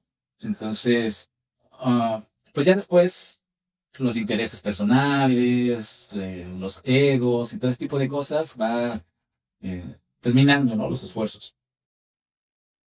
Ese esfuerzo no se llevó a cabo. Creo que lo que hicieron fue una publicación que se llamó Diseño Mexicano. o diseñadores mexicanos un par de libros. La onda era que tú pagabas, ¿no? Por aparecer en el libro. Entonces, pues, digo, esto para mí era como medio truculento, ¿no? O sea, diseñadores de Jalisco, no creo cómo se llama el libro, son dos. Eh, entonces, si tú pagabas, estabas en el libro. Entonces, pues podía ser un cualquiera con un trabajo súper chafa, pero si pagabas, ahí estaba, ¿no? Y depende de cuántas páginas querías pagar. Entonces, eso, repito, no es algo con lo que yo conviva. Después fuimos a la presentación de otro proyecto de colegio de diseñadores que se llamó Codijal, Colegio de Diseñadores de Jalisco, que quería juntar a los industriales, a los gráficos, o sea, todo el gremio del diseño. Fue una presentación en un café acá en Vallarta, que no digo el nombre porque me cayeron gordos alguna vez por un proyecto que era una lancha. No les hagamos publicidad. No les hagamos publicidad, claro. Se hizo la presentación ahí, también yo dije, bueno, ya con la experiencia del otro dije, híjole, como que se ve más organizado, pero pues vamos viendo, ¿no? O sea, estaban las escuelas, me acuerdo que estaban el Tec de Monterrey, estaban los del INTESO, estaban los de la UNIVA, estaban los de los DECOS, o sea, había mucha gente, pero no, finalmente la presentación, repito, fue muy, muy rimbombante, pero los esfuerzos no llegaron a ningún lado. Creo que este esfuerzo que está haciendo Luis Jaime con el Colegio de Diseñadores de Jalisco, Codiga, diseñadores gráficos, pues es loable, pero yo he platicado con él acerca de que somos un gremio bastante complejo, pero es que también hay que entender que si tú perteneces a un gremio y pagas una anualidad o una suscripción o ¿cómo le llamaríamos? Membresía. Gracias. ¿Cuál es mi ventaja? O sea, que yo voy a tener por parte del colegio para formación, capacitación, ¿qué? ¿Cuál va a ser mi valor agregado, no? Entonces yo creo que se ha trabajado bastante, y eso no lo puedo negar, se ha trabajado bastante para que haya un peso específico por parte del colegio. Ellos están respaldados también por el Consejo Promotor de Innovación y Diseño, pero creo que no se han alcanzado los objetivos.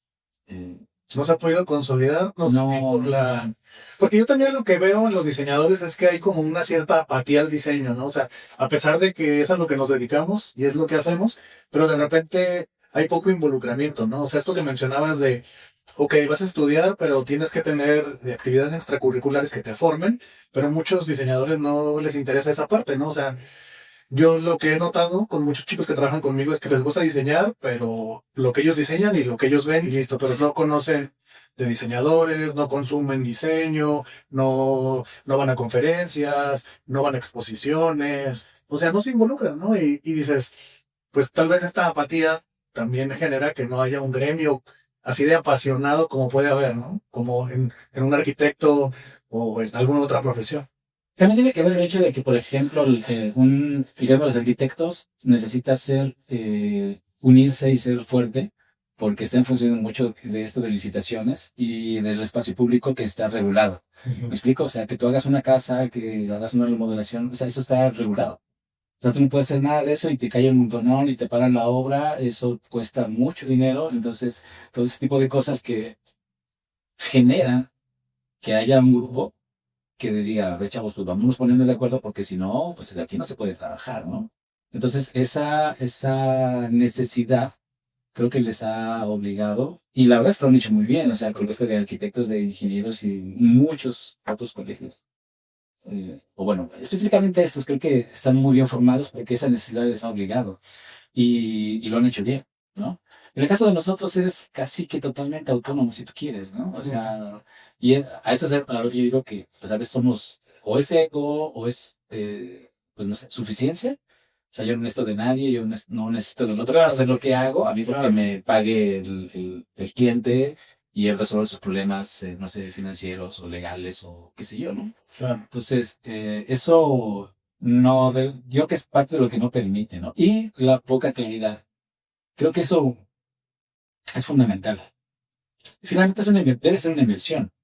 O sea, si tú estás pagando, ¿qué recibes a cambio? O sea, esto es una ecuación básica de mercadotecnia, de economía, ¿no? O sea, Capitalismo puro. Sí, o sea, ¿qué pago? ¿Qué recibo? Claro. Y no se trata bueno, como consumidor de cualquier cosa, o sea, tú siempre tienes una expectativa y tienes una experiencia, ¿no? O sea, es decir, yo pago por esto y espero recibir algo a cambio, ¿no? O sea, pago por lentillas, pues dame lentillas, ¿no? Tal vez el approach que se ha hecho a hacer este colegio es más como, hay una oportunidad de negocio, vamos cobrándoles, pero pues ahí luego vemos qué hacemos. Creo que ni siquiera es eso, fíjate. Creo que porque no ha fraguado, o sea, como no se ha logrado conectar bueno, ni siquiera la reunión, pues, Claro. ¿no? Reunamos y vamos viendo qué es lo que necesitamos. La verdad es que ha habido muchas reuniones, pero es muy poco el interés del diseñador Sí. de que todo esto suceda. Mind es un ejemplo, ¿no? El edificio México de Innovación y Diseño, Sí. o sea, en su momento fue creado para que ahí confluyera el mundo creativo, ¿no? Y la verdad es que las oportunidades ahí de habitar un espacio dentro del edificio eran muy asequibles, ¿no? O sea, la renta era simbólica, tenías acceso a el edificio creativo, ¿no? O sea, estar en el clúster de diseñadores, ¿no? De todo Occidente. Pero no, Tampoco funcionó. no funcionó. Sí. Por cosas tan básicas como, digo, gente que estuvo ahí instalada, me decía, es que no tenemos ni estacionamiento, ¿no? O sea, somos un edificio de, ¿cuántos son? Creo que son 8 pisos. O sea, somos un edificio de, no sé, ya acabo de ir. Somos un edificio de tantos pisos y hay un estacionamiento por nivel casi casi, ¿no? O sea, entonces todos los que venimos a trabajar acá, pues, tenemos que andar buscando. Es un problema. Y la zona alrededor tampoco es tan segura como para que estacionate donde sea, ¿no? ¿No? Y Hay parques. se les inunda y todo el rollo, Sí, ¿no? sí. Y además de que, bueno, el edificio fue creado con esta idea de edificio inteligente, sustentable, y no sé qué, de ahorro de energía, de flujo de aire para evitar que sea un edificio enfermo. No sé, le da muchas ventajas. Pero finalmente el mercado tampoco lo vio como ese lugar donde ir, ¿no? Ujú. Entonces, sí ha habido, creo que hay muchos esfuerzos que no terminan de fraguar. Y la verdad es que sí es muy complejo como decir, bueno, puede ser por esto, por aquello, ¿no? Claro. Pero sí somos un gremio bastante complejo, pero es que también eso es como muy natural, ¿no? Digo, también así como soy parte de este consejo promotor de innovación y diseño, soy invitado también por la cámara, la Canagraf de Jalisco. eh, y entonces, cuando se hacen eventos, por ejemplo, para profesionalización de la gente que trabaja en imprentas, que también es un gremio, toda la industria gráfica, ¿no? Que también tiene su parte de satanización, ¿no? O sea, es que las nueve esquinas, ¿no? Y que nos quitan la chamba, y que ellos no son diseñadores, y que no sé qué. O sea, son unas cosas, creo que también tenemos muy malentendidas. Conozco egresados de las escuelas de diseño que son los emprendedores que pusieron ahí su negocio, que lo han hecho bien y que están compitiendo, ¿no? O sea, por mejorar la oferta de servicios para que lo que tú ofreces como diseñador, la calidad de lo que se produce sea excelente, ¿no? Y entonces tú tengas también ante tus clientes pues una buena imagen porque entregas productos de calidad, ¿no? Que yo siempre he pensado que hay diferentes perfiles de diseñadores, ¿no? Hay diseñadores creativos, hay diseñadores que son más operarios en el sentido de que se clavan mucho en las máquinas, en las tintas, la impresión, flexografía, serigrafía, offset, o sea, dominan esa parte. Habrá quien sea a lo mejor un poquito más editorial, que le gustaría, o sea, creo que dentro del diseño hay muchos perfiles que aportan para que todo esté bien. Y eso no quiere decir que unos sean más que otros, o otros menos que otros, ¿no? Entonces, qué mejor que a una imprenta lo reciba un diseñador que está bien formado y que le apasiona eso, el trabajo del diseñador creativo, que lo va a procesar bien, ¿no? Porque luego también el creativo, pues no quiere saber de píxeles perfectos, de alineaciones, de matemáticas, que el otro sí, ¿no? Entonces ahí ahí es donde se complementa. Sí, es esta parte curiosa, ¿no? Que digo, no sé si sea ego o no entender, por ejemplo, que o sea, somos una profesión que necesita del otro necesariamente. Totalmente. Entonces, o sea, algo que yo discuto constantemente en la escuela es el hecho de que tenemos un plan de estudios que quiere hacer en 4 años a un publicista, a un diseñador, a un mercadólogo, a un diseñador editorial, a un gestor, a un investigador. O sea, no. O sea, 4 años no son suficientes para poder lograr todo eso, ¿no? Y sobre todo que la exigencia es cada vez mayor. Pero la base sigue siendo algo fundamental, o sea, platicar con los amigos, ¿no? O sea, no sé, puede ser Alexis, puede ser Julio, puede ser Daniel, puede ser gente que tú conoces que te dice es que el chavo necesita las bases, los fundamentos del diseño, ¿no? O sea, tener idea de lo que es estética, ¿no? No solamente como definición, sino como algo que tienes que conocer, no solamente para poder apreciar, sino para poder hacer. Ejecutar, sí, totalmente. Entonces, creo que por ese lado sí tenemos una gran área de oportunidad en la universidad. Y es una exigencia por parte del gremio de las artes gráficas. Y están muy, muy interesados en entrar a las universidades para hacer como precapacitaciones. Claro, sí, sí, sí. De hecho, mencionaba Genaro, que es ahorita el presidente de la Catedral de Jalisco, decía, yo quisiera gestionar un proyecto de que tenga una imprenta completa dentro de la universidad. O sea, podemos generar que toda la cámara del arte gráfico tenga un lugar de enseñanza dentro de una universidad. Uy, qué difícil. No. Es un problemón que no se puede, o sea, que no. Suena una gran idea. Claro. El maestro Gabriel Orozco Grover, él tuvo una gran iniciativa que era un laboratorio. Logra se llamó laboratorio, no recuerdo, pero es de experimentación gráfica. Entonces, él tenía guillotina, tenía papel, tenía computadoras, tenía unas máquinas de impresión en un espacio que le asignó la universidad para poder tener un laboratorio de artes gráficas dentro de la escuela. La verdad es que intereses, egos, cosas administrativas, nunca dejaron que creciera, que el potencial explotara, ¿no? Ujú. Después él, por necesidades también de crecimiento, dijo, bueno, yo quiero hacer el doctorado, se fue a Valencia y entonces tuvo que abandonar ese barco y así se quedó la de allí. Y ya nadie lo siguió. Nadie lo siguió, él tuvo que desbaratarlo, y tú ves por ahí de repente aventado en algún rincón algo que perteneció al laboratorio, ¿no? Sí. Y nadie lo retomó. Algo que yo veo mucho, que se me da, es como chistoso, ¿no? Parte de mi formación estuve involucrado como en temas de impresión al inicio, o trabajé en periódicos y todo eso, ¿no? Y ya después, pues por mi interés me fui yendo más a la parte creativa, campañas, conceptos, todo ese rollo. Pero cuando llegaba ahí, que ya había chicos que ya estaban desarrollados específicamente en el lado creativo y que un tema era hablar de, ¿qué usas? ¿Illustrator o Corel? Y yo les decía, no importa, ustedes van a usar Illustrator, pero cuando llegue impresión van a usar Corel. Entonces, ¿dónde está la lucha, no? Pero bueno, eso es algo que creo que no va a ser fácil cambiar, porque eso nada más es la lucha interna, pero luego viene el diseñador contra el mercadólogo, el diseñador contra el comunicólogo, que siempre, no sé si somos sensibles o qué pasa, pero siempre todos son nuestros enemigos. Somos idiotas. Oye, Isaac, más allá de que me digas por qué somos idiotas, me gustaría saber qué estás buscando, qué sigue para ti. Ay, O sea, veo que tienes como esta iniciativa, pues de seguir, probablemente seguir participando en temas de concursos de cartel, seguir en la docencia y que siga. híjole, qué bueno. Primero voy a develar el secreto. No digo secreto. No, si me permites explicar por qué te digo esto de que somos idiotas, ¿no?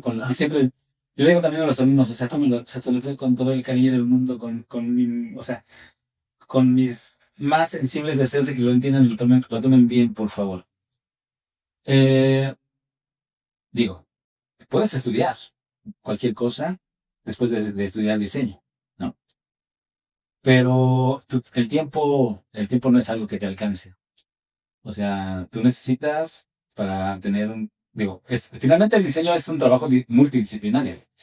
Y si tú, por ejemplo, trabajas en campañas, en medios y demás, requieres fotógrafo, requieres gente que sepa de video, edición de video, necesitas copies, necesitas comunicadores, necesitas del diseñador gráfico.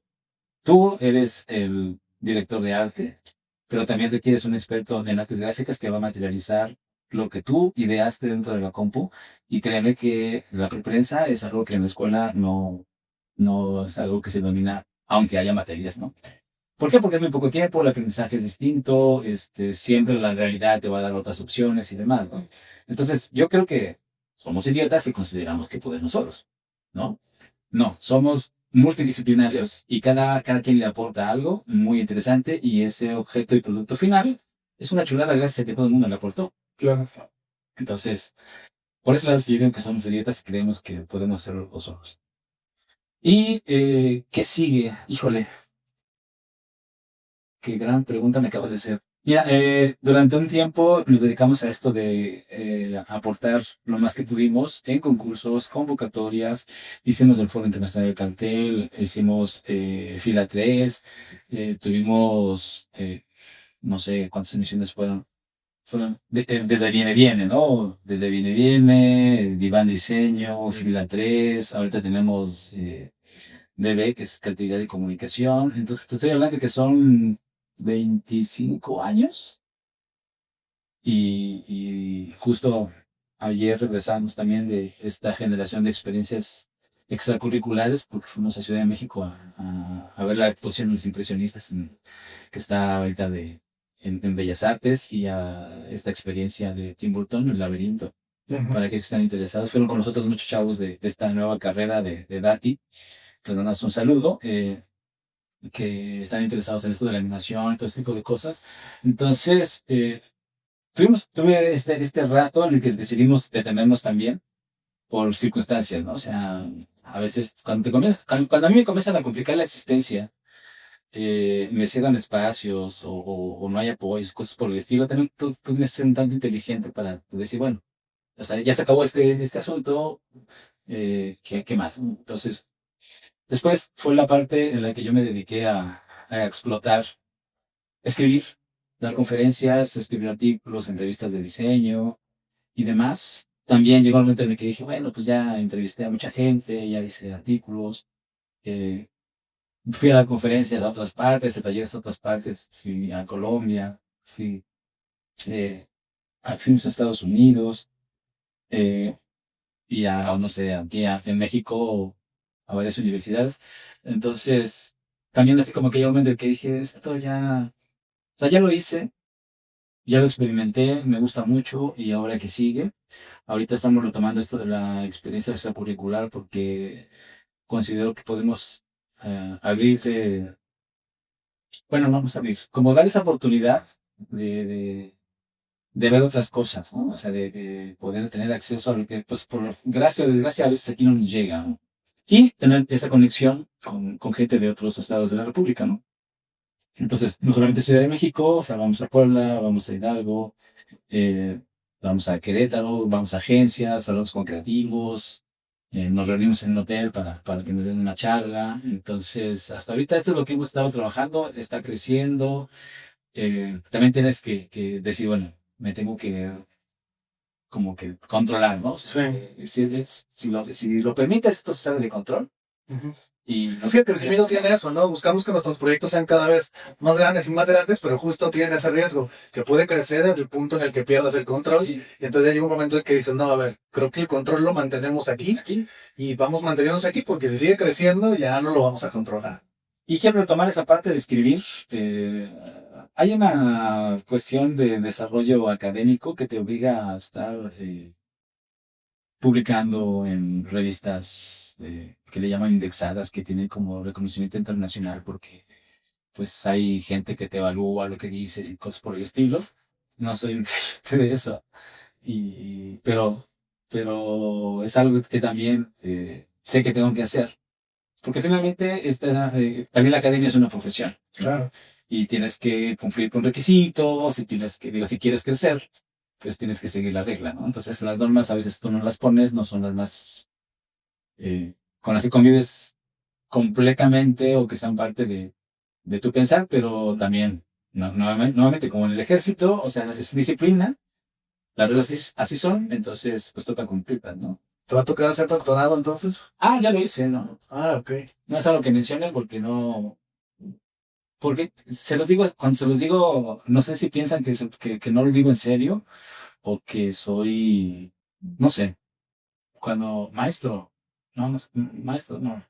Y ahora doctor, ¿no? Doctor, no, o sea, no, o sea, soy Isaac. O sea, si quieres, dime Isaac. O profe, maestro, o sea, no, licenciado, ¿no? Licenciado. De hecho, le mando un saludo a mi gran amigo Flavio. O sea, decir no licenciado es, sarcástico, ¿no? Y luego maestro, así como que, no, soy Isaac. Y ahora doctor, así, no. ¿Por qué? Y siempre les digo, es que eso no está no viene en mi acta de nacimiento. Fíjate que es una buena pregunta y creo que lo que me interesa es un postdoctorado en cartera. ¿Existe eso? Tengo que hacer se llaman estancias postdoctorales. Yo quiero hacer una especialidad en la Universidad Veracruzana, pero justamente dejó de ser especialidad, se va a convertir en maestría, ¿no? Entonces, creo que mejor aprovecharé la oportunidad de una estancia postdoctoral donde vamos a hacer una investigación acerca del cartel, ¿no? Y Jalapa es semillero de gente muy talentosa, ¿no? Ahí está, de hecho, la única maestría de cine de cartel está ahí estaba la especialidad, ¿no? La UNAM la tuvo durante un poquito tiempo, pero ya no siguieron adelante. Pues bueno, son como el otro caso como la maestría en tipografía que desapareció, la de cartel que ahora ya dices que tampoco existe y así va cambiando, ¿no? Sí, pues son necesidades y gente, en el caso de Jalapa, pues está el maestro José Manuel Morelos, que también le mandamos un abrazo.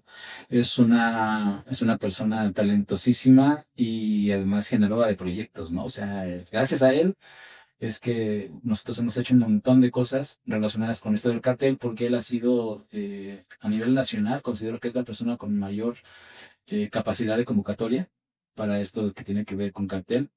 Ahorita en Puebla está el maestro José Luis Hernández Chepe, junto con Eliana, su esposa, tienen también un gran proyecto que es la Red Internacional de Creadores, que todo el tiempo están haciendo convocatorias. Ahorita están trabajando con un proyecto de Julio Verne, que se hizo hace como 5 años y apenas van a hacer la publicación.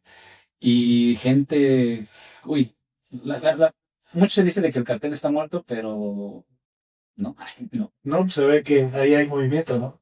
Sí.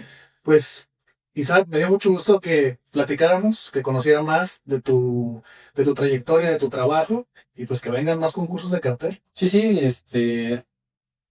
hay mucho que hacer por ese lado. A mí me ha gustado bastante, yo la verdad es que lo disfruto. Hay un montón de personas que definen el proyecto, o sea, cualquier proyecto de cartel, el hecho de hacer cartel para comunicar, cualquier cosa, es